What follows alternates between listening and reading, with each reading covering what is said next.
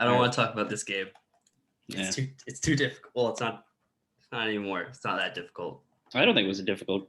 I think it was. It was the more fun game of the two. Yeah. I mean, there was ups and downs. There was reasons why things went well, reasons why things went wrong. Yeah.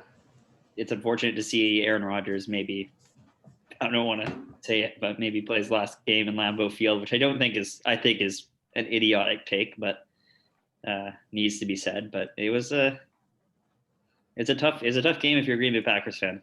Like the first thing that I wanted to bring up is the two teams that went all in, like everything that they could possibly do to support their quarterback and to support their offense and their team and like all gas, no breaks. Like we're not looking for 2 years from now, 3 years from now. We're not building obviously the Chiefs have a long-term core, but the Buccaneers, it's like, yeah, screw it. Well, damn the torpedoes.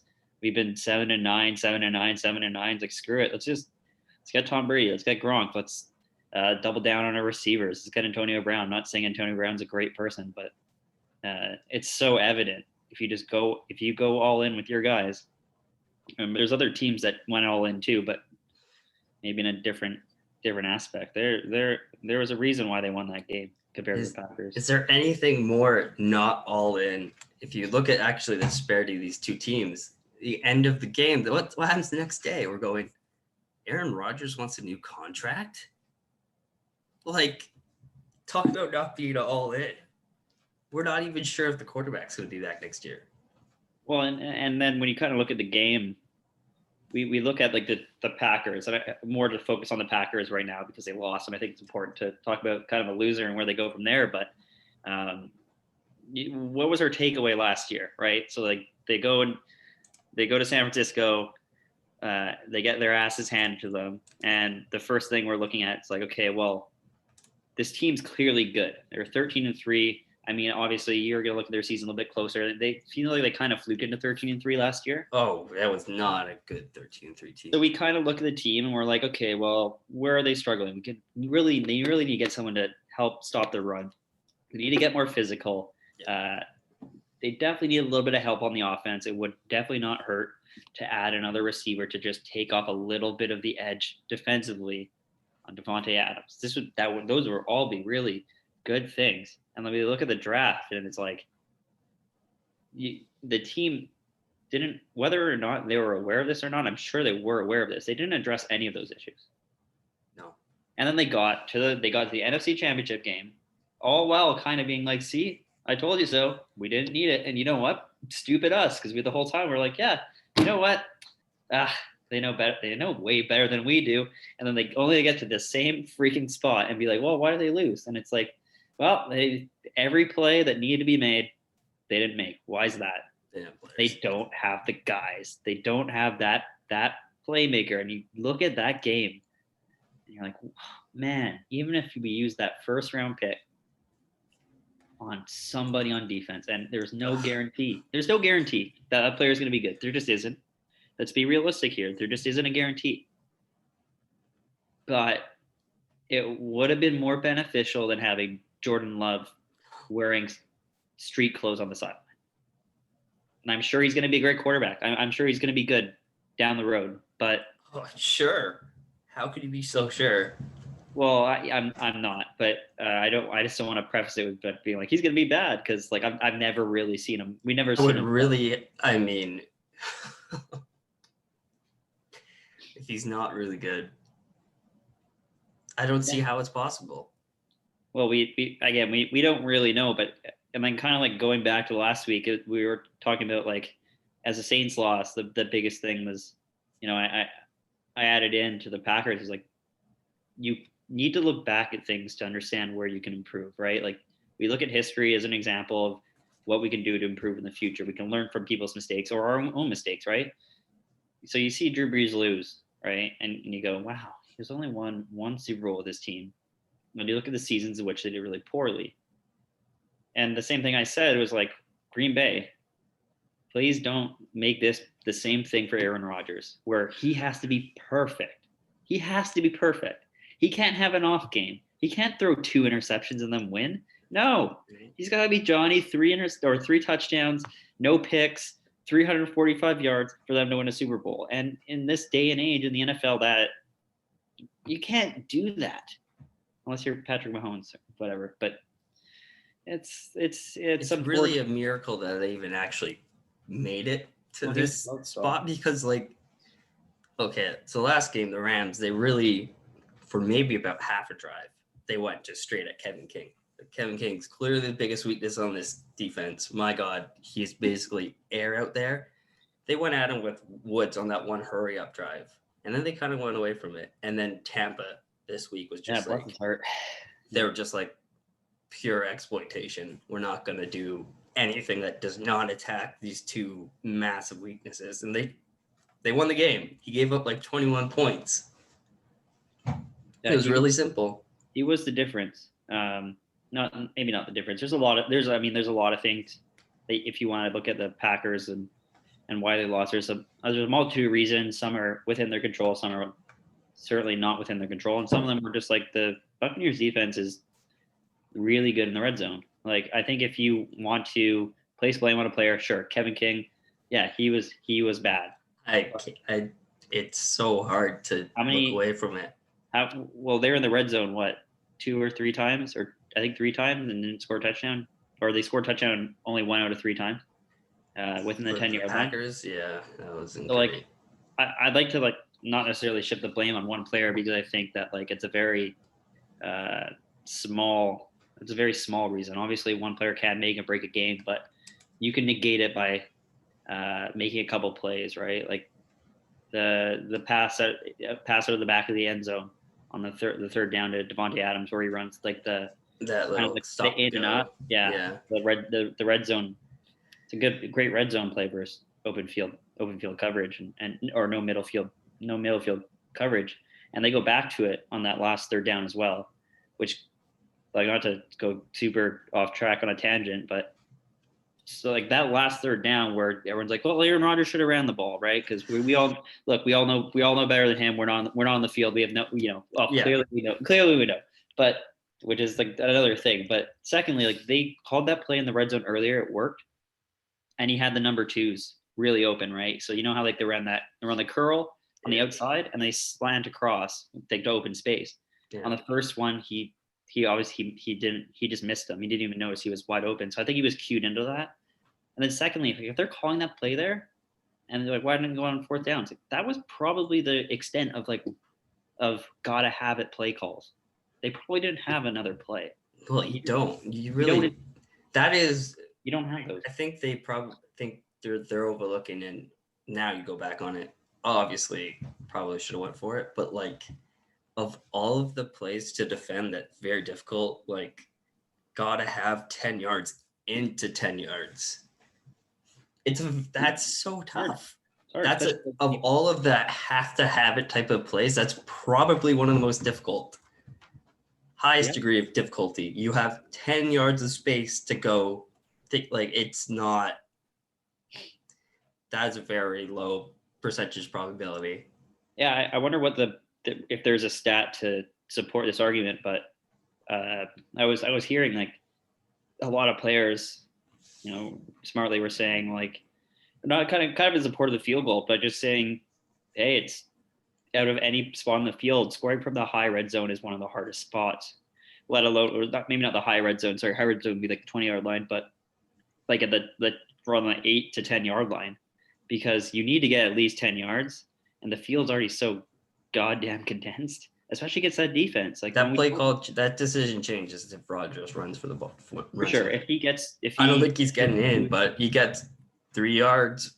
Yeah, I think when you rewatch it, you kind of see Devin White's kind of oh yeah, he starts running towards the and ball. There's also a guy behind him that could be Sue's behind him. Yeah, I mean, who knows? I think that Tampa Bay defense is really good within the red zone. I think that'll be kind of interesting against the Chiefs, because they line up really good when you only have 20 yards to gain, because they're so fast horizontally. We talked about that 3 weeks in a row. Horizontally, sideline to sideline, they're really good. You stretch them vertically, they're not good.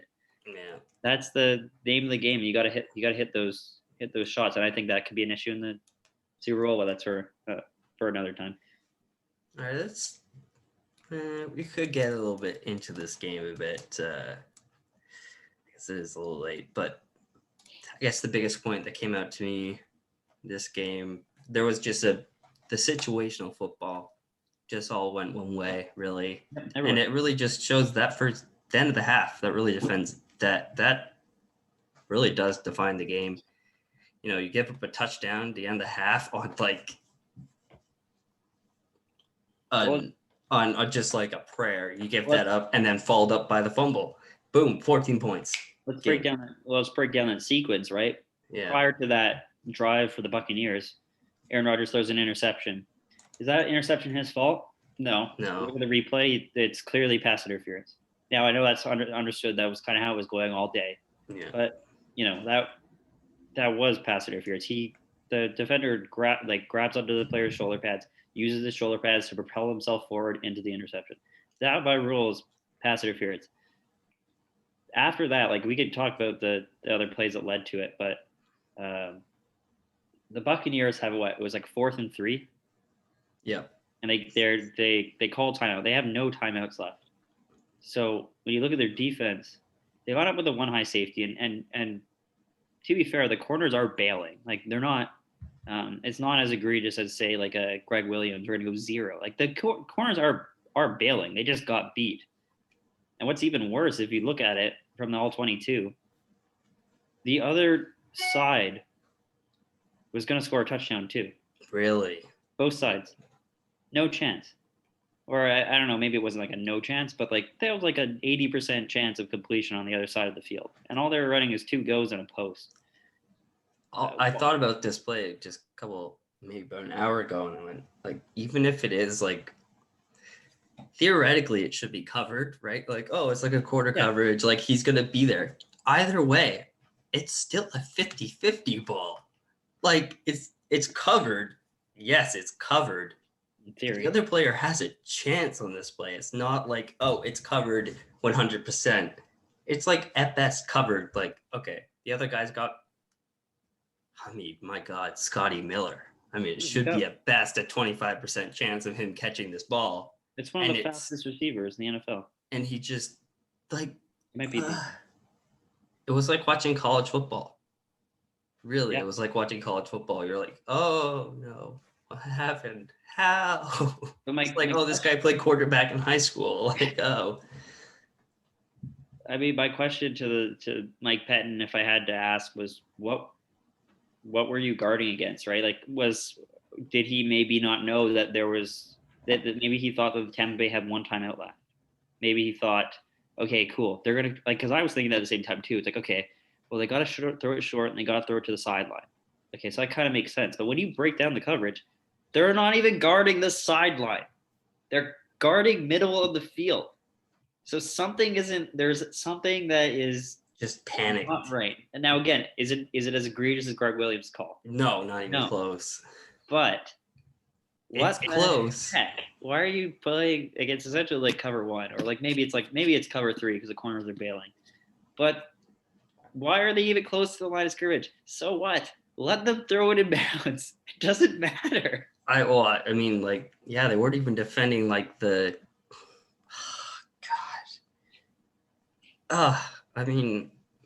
It doesn't even feel like a real game. It felt like a outlier type of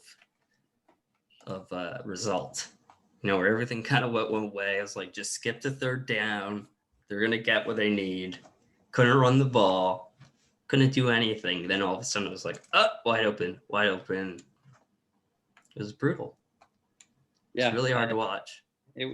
But I think it was very telling of the Packers' weakness, which I think is good, right? I said the same thing about the Bills, and I'll repeat about the Bills as well. When you lose like this, and you lose 2 years in a row like this, it makes your weaknesses very glaring, which is a good thing if you're looking at it from a front office perspective. You always know what your weaknesses are, but now they're very glaring. Here are our weaknesses. I don't think they're particularly that difficult to address. They've just chosen not to address those things. So I think they have a good idea on how to get better next year. I think they'll be fine next year. They'll sign Aaron Rodgers. What are you going to do? not sign the MVP. I mean, Well, yeah, exactly. Well, I mean, I think you could. I mean, I was why is thinking he trying to force their hand? Like, I guess he has. he wants to This know. is the ultimate leverage, right? He'll never get more leverage than this. He wants to know where he is long term, right? So, as we just talked about, where it kind of felt like one team went all in and one team did not go all in. He wants to sign a new contract because he wants to be contractually tied to them for whatever 3-4 years. So it forces them to be like, okay, well, he's our guy. We need to.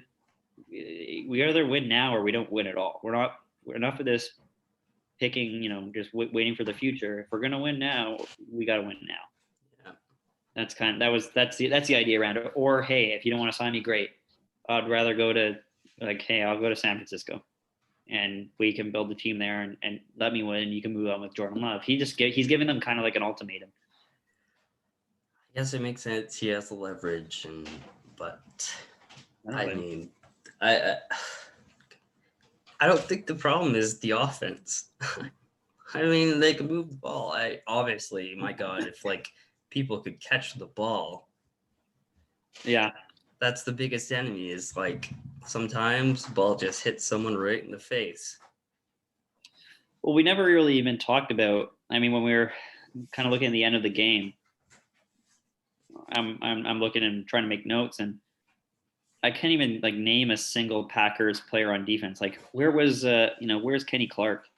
Where is Zadarius Smith, Jair Alexander, right? You're used to kind of like if a team's gonna win, you kind of get used to saying those names, and I kind of like left the game being like, did those guys like did they play today? Like I know they were out there, but like they didn't really feel like they were out there today. Yeah, I think it was because of how much they really just went and exploited the weaknesses that you could really see. All you really knew who was on the field was Chandler Sullivan, Kevin King, because it was like, all right, these two guys, they're getting all the action because, and yeah, of course, Kenny Clark, Smith's just like, they got no pass rush at all. Sometimes, like, it was like great if you, like, Brady would have had to feel the pressure for it to get there. It felt like the times he felt pressure was when they didn't really get pressure, but he felt it, and then Tom Brady just kind of baby deers it, and like he gives up really quick. The book's out on how to beat Tom Brady. The problem is it's a hard book to. Yeah, of course, there's a book to beat everything. It's just like how can you stick to these very strict rules? Is there anything else you want to talk about the game? Like, there's like two more things that I wanted to touch on. The first one is that 4th down field goal at the end, just to kind of like tie that all together. Yeah. I think we're getting a little crazy on the being aggressive. You got it. You got to do it. It's either this or you lose. My God, the numbers. You know what? The numbers. The numbers were 50-50 on analytics. They didn't really say that you were definitely going to get it. And also, analysts don't take into account that like you kind of probably used all your good red zone plays, and you're at the 8-yard line. I understand you got Aaron Rodgers, but you get what else do you got? They also ran sprint right option twice. Like I bet you that was their 4 calls to run. Like we gotta have it. You don't have the magic other one. Oh yeah, right. I'm just gonna use the Etch-a-Sketch on the sideline, and we're gonna hot route and audible. No, it's not there. I don't know. I don't know what your take on that is, but I think we're going overboard on this. I think it's close. I think it's close. I think I mean, you gotta have it. I think at the end of the day, you do actually have to go there because of where you are in the field. Even if you don't get it, you're at that point, you're for sure gonna have that 2-minute warning. Field goals are easy to cancel out. It's really close, but then you look at it and you go, "What? They're not gonna get it, right?" It's like maybe a 10% chance from that spot for them actually getting the touchdown, something like that. I don't. It's not a great spot to be in. The end goal should never be to get the 4th and 9. I understand that side of the argument. Like the side that I also agree with is like, well, You don't get it, and they have the ball in the 8-yard line, and you go from there. But you still then would need to score a touchdown, and you would still then need to get a 2-point conversion. Yeah. And even if you did on 4th and 8, you got that touchdown, which again you have demonstrated time and time again you can't do today. You just can't. But for whatever reason, You somehow got it. Plays have been pretty good. Execution's been relatively weirdly poor in the red zone. Yeah. For one reason or the fair, other. They pretty much got what they wanted in the red zone. It just was not executed. They pretty much got it every time.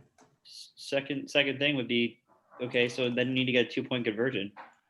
Who's saying you get a 2-point conversion? And then if you get that, great. Third point, you're giving Tom Brady 2 minutes, 3 timeouts to go down and pick a field goal and win. You're going to lose. I know at a certain point you go, I mean, I don't care if Tom Brady's in a freaking wheelchair. You're like, oh no, yeah, because he could be like, I don't know, he could have like Parkinson's. He's like 80, and like I wouldn't want to play him in something because like all of a sudden it would just like turn on and you'd be like, damn it, Tom Brady, the chess player. Yeah, and I'd still like that's when I see everybody up in arms about it. Like, well, let's break it down and just like, can you give me 3 legitimate arguments why that was the only move? Oh no, it's aggressive. It's aggressive. You got to, hey, if you're not being aggressive, you're not trying to win the game. Like, you know what? You'd have to score points to win. Eventually, the way to win is you have more points than the other person. So if you're collecting points, which eventually puts you in a position to win the game, that's not a bad decision. It's not. I'm sorry. It's not. I guess it's not. The goal at the real hope there is to somehow get. I think because there was a chance of you getting the ball back with a timeout.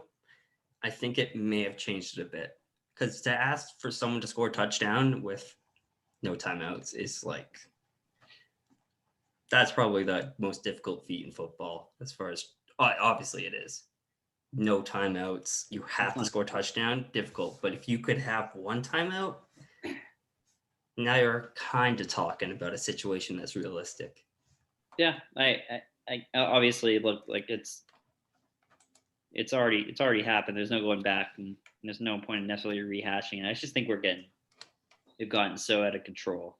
And like, if you want to talk about like being aggressive, like as to the extent in which people are like, yeah, this is how we have to do it. How the hell did Philadelphia do this year? Terribly. Okay. I understand. And then the first thing's like, well, they didn't call the right plays. Look, you can have your likes or dislikes about Doug Peterson. You know what? He's an NFL fucking coach, right? Yeah. He knows way more than everybody that I've ever seen make that argument combined. He knows way more. He's got a whole I don't know. Philadelphia really felt like really when the people who really just started to figure out poker started playing it, and it was like you're just ahead of the curve in like online poker that you were like it was really easy to win. That's what Philadelphia felt like. Like they were just on the cutting edge where anything they did, even if it was kind of stupid, it worked. That's what it feels like with Philadelphia. And now it's kind of caught up to them. Do you ever watch Jeopardy? Yes. So like I watch it like shamelessly like every day. And you know, like James Holzhauer played Jeopardy where he plays from like the top clue down to the bottom and plays in the middle game and tries to get the daily doubles because he's playing. No, I do not know that. I do not know the strategy. He plays it. So you know how you have your easiest clues at the top and you have your hardest clues at the bottom. He goes hardest up, right? Oh, right. And then he knows that daily doubles are typically like where you get to pick how much you want to wager. Usually you're in the middle. So he attacks those. And then what he does when he gets an answer right, or what he did, he would instantly, instead of like waiting for like the correct answer, he would already call out the category and the dollar sign or dollar amount and the other one. So he's moving it really quickly, right? And so it's harder for other players to latch on to like, oh, where it's going. So anyway, that playbook is out, right? Like people are like, no, that makes sense. Yeah. So you see now in Jeopardy every now and then you'll get a guy or a girl who's like, okay, cool, I'm gonna utilize these things. And I talk about it with Nicola every time it happens, where I'm like, yeah, but this is a great strategy. But if you don't know all the answers to all these clues like he did. Oh, it doesn't matter. doesn't matter, right? Yeah. Like, okay, cool, you can go top down, and then like, because it is kind of jumbling in your head, right? And like the amount of times someone does that and then nobody answers, and they do it again, nobody answers, and then they do a daily double and they go all in and they get it wrong. And you're like, well, yeah, like okay, on paper that made sense, but if you don't have the the Jimmies and the Joes to make it happen. So that's when I talk about like analytics. Like, yeah, it's all fine and dandy to go for it every fourth down, but like if you use all your fourth down calls and they It beat really you, depends on how people really look at it, because it's so hard to like. You can always find a way to justify your decision, and always find some way to like criticize it, because we don't know what models they're using. Are they even using models? I have no idea, because these models may include players being on the field, what type of looks. Like we have no idea. Is it just like, is it a decision is just based off every single play in your playbook? Like, it's it going, okay, so like this scenario is pro us because we can run anything? Or is it like, if we don't run this, we can run that. That's good. That's bad. I have no idea.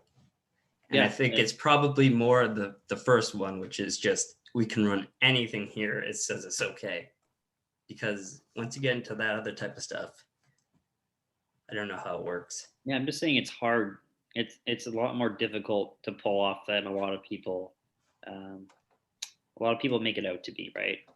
Yeah. Like a lot of people still don't even who comment on football still don't know playbook concepts outside of like playing Madden, right? And you're like, you don't even really understand how this works and why it works, or even the concept in which this comes from and why it works against this coverage and what he's alerting to, right? So if you can't tell me all of those, like I just wouldn't want a teacher who doesn't fully understand the subject to teach me a subject, right? Yeah, but like, who's going out to First Take to be like, I want to learn For sure. I want to learn football. Stephen A, he knows, because Well, you know what really determines who wins and loses football games? How angry they were. yeah. Well, there's I one called him out. I called him out. It was me.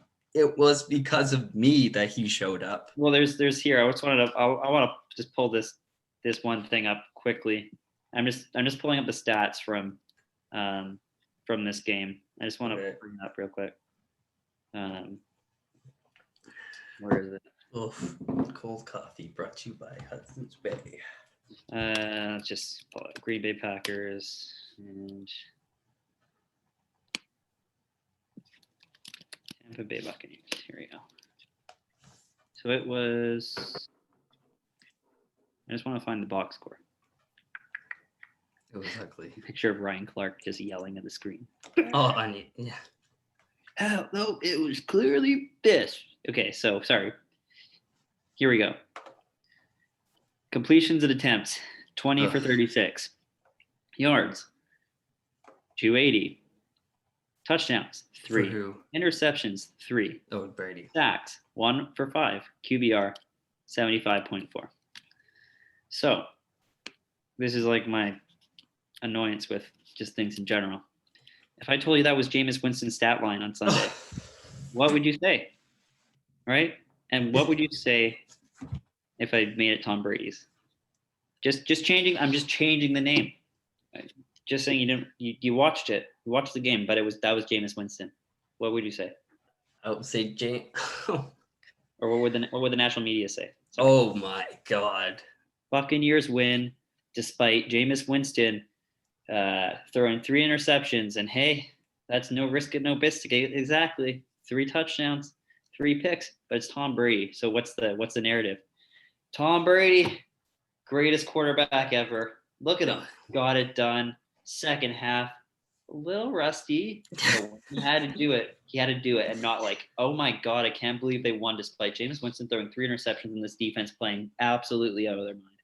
I just think like that's a very real. Honestly, there is no reason why this team couldn't be here with Jameis Winston. They would have. There would have been one of these games where he blew it. So like I watched the Buccaneers a lot, being a Saints fan, and watching them the last couple of years. you always knew they were talented. You're like, oh, you know what? They play teams hard, but like after a while, you kind of like, well, if you outlast them for like 2.5 quarters, like eventually the running back fumbles, and then Jameis throws an interception, and then like often Chris Godwin seemingly drops the ball now. Like people are watching, like, oh wow, he drops a lot of balls. Yes, he does. A lot of He's balls. Yes. Then, like, each game he's running an in cut. Oh, it tips off his hands, and then it lands in Marcus Williams' like stomach, and he runs it back for a touchdown, which happened last year. And then all of a sudden, okay, well now it's, instead of it being 13-10, it's all of a sudden it's 24-10 and it's 28-10. The game's then you have to go into pure risk it mode.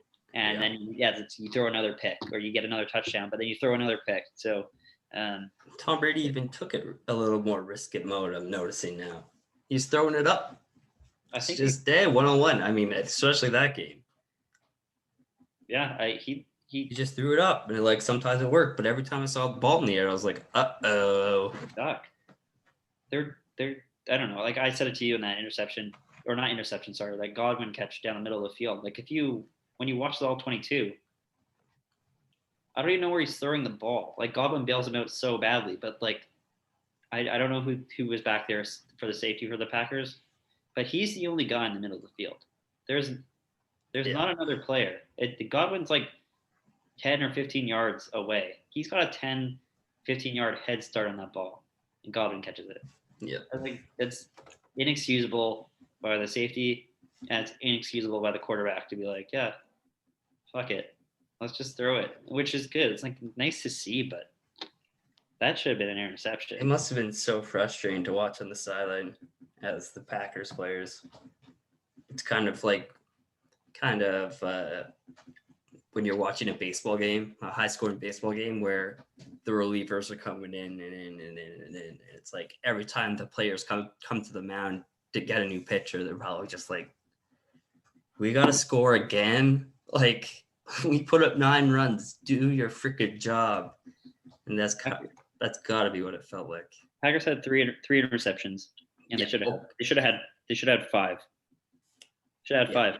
There was the drop at the end of the second half, hits the safety in the breadbasket down the sideline, drop, and then there's that pass to Godwin, that should have been an interception. We talked about it last week, right? When we talked about the Saints, like, oh my God, the amount of almost interceptions the Saints had, they're just a tick late. Oh, it's just too low. This week they almost all got intercepted. Like 3 of the 5 got picked. Yeah. You pick off 5 of the 5. Well, that's what we're talking about. Like, that's Jameis Winston. That's the exact same quarterback. There's obviously differences, but like there's not a lot of differences. He just sometimes gets bailed out. But we take his game and we're like, yeah, see, that was vintage Brady. Look at him. He brought him up there in the cold.